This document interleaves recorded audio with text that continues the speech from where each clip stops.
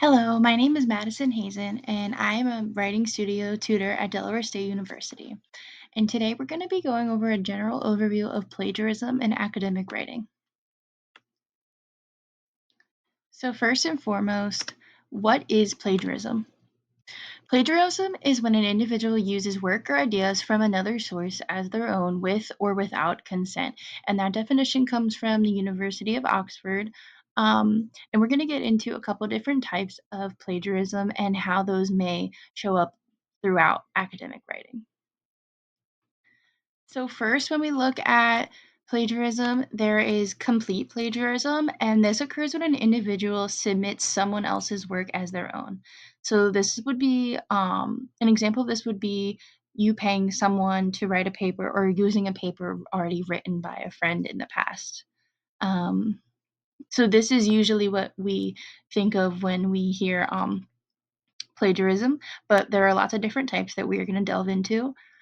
So there's also direct plagiarism, and this is really similar to complete plagiarism, and they often go hand in hand, but this occurs when sections or paragraphs are from another author and they're not given credit. So this could kind of look like you putting in some of your own stuff, but then having big sections that are from another author. Now looking at paraphrasing plagiarism. This occurs when an individual uses author's work and changes a few words or phrases, and this is really common, and a lot of students don't even realize that this is plagiarism. But you still have to give citation or credit to the original author if you paraphrase something that is not an original idea or something that you don't know or you're not an expert in.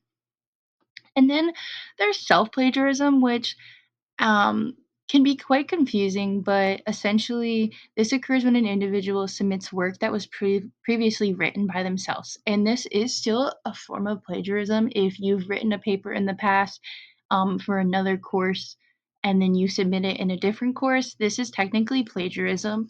And of course, you can use citations or um, parts of the paper you've used before, just written in a new way. But this is a big plagiarism that most people don't know about, and it can be quite hard to identify. Now, moving on to patchwork plagiarism. Now, this is when an individual implements work from other authors within their work. So, this is similar to the direct plagiarism, and this is also referred to sometimes as mosaic plagiarism.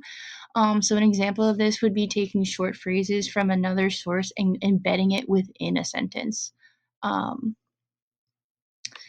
And now looking at source-based plagiarism, this is a type of plagiarism that is, again, hard to identify, but this is when an author cites the source incorrectly. So, such as only giving credit to a secondary source instead of a primary source. This happens a lot within research papers when you use a source that may be pulling from another source and you don't cite it properly. And this is something that we can help you work on at the Writing Studio at Delaware State University, as well as there's lots of online platforms and resources that can help you navigate how to cite and give credit to authors in such fashion. And then now looking at accidental plagiarism. So this again is really common and kind of goes hand in hand with that paraphrasing plagiarism. This is when a writer doesn't even realize that they're plagiarizing. This includes forgetting to cite a source, not citing your sources correctly, and failing to put quotes around cited material. Um, so how do we avoid plagiarism and the consequences? Cite all the material that is not your own.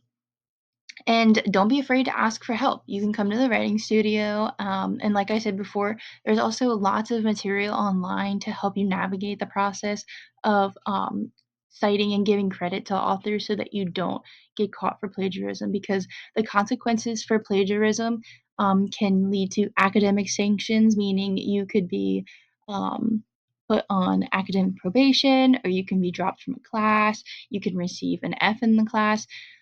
There's many different types of sanctions that can occur. It just depends on the level of the offense or the academic institute itself and its policies. You can also have legal issues. So, if this is a professional writing piece and you submit work that was written by somebody else, you can have legal ramifications.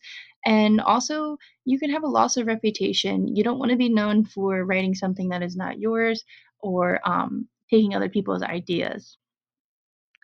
So, thank you for listening to this video. If you have any other questions regarding plagiarism, you can refer to this resource that will be available online, or, like I said, you can come to the writing studio on the main campus or the downtown campus and get help from any of our writing studio tutors.